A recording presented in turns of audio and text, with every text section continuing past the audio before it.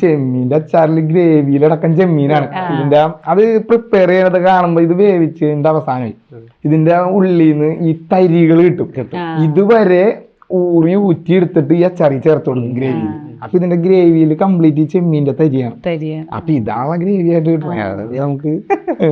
അതല്ലെന്ന് വെച്ചെന്ന് ഈ നമ്മള് ഈ വീട്ടിലുണ്ടാക്കുന്ന അച്ചാറും ഇങ്ങനെ ഇതുപോലെ ഉണ്ടാക്കുന്ന അച്ചാറും ഈ അതല്ലാതെ നമ്മള് കടകളിൽ കിട്ടുന്ന അച്ചാറും തമ്മിൽ നല്ല വ്യത്യാസമുണ്ട്. ഡേ ആൻഡ് നൈറ്റ് വ്യത്യാസമുണ്ട്. ഇങ്ങനെയുള്ള ഇപ്പൊ എന്റെ വായിൽ വെള്ളം കുട്ടിന്റെ കൂടെ ഈ ഗ്രേവി കൂട്ടി കഴിക്കാന്ന് പറയുമ്പോ അത് ഒരിക്കലും തമാശയല്ല. അതായത് റിയലൈസ് ചെയ്യുന്ന കാര്യമാണ്. ഈ അരിപ്പുട്ട ഗോതമ്പുട്ട ഈ നാരഞ്ചെമ്മീനൊന്നും നമുക്ക് ഇത്രയും റേറ്റ് കൊടുത്തിട്ട് അച്ചാറിട്ട് കഴിക്കാനുള്ള ലെവൽ എനിക്കില്ല.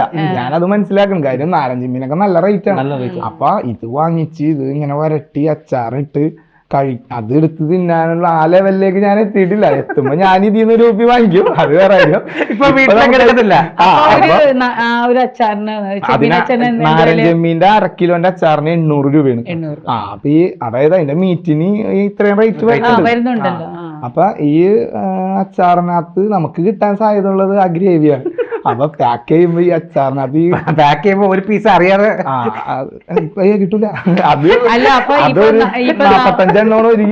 45 അമ്മാമ സ്പെഷ്യല് നമുക്ക് കിട്ടണമെന്നുണ്ടെങ്കിൽ ആമസോൺ വഴിയേ കിട്ടുള്ളൂ അല്ലേ? അല്ല, ഞങ്ങക്ക് ഷോപ്പുണ്ട്.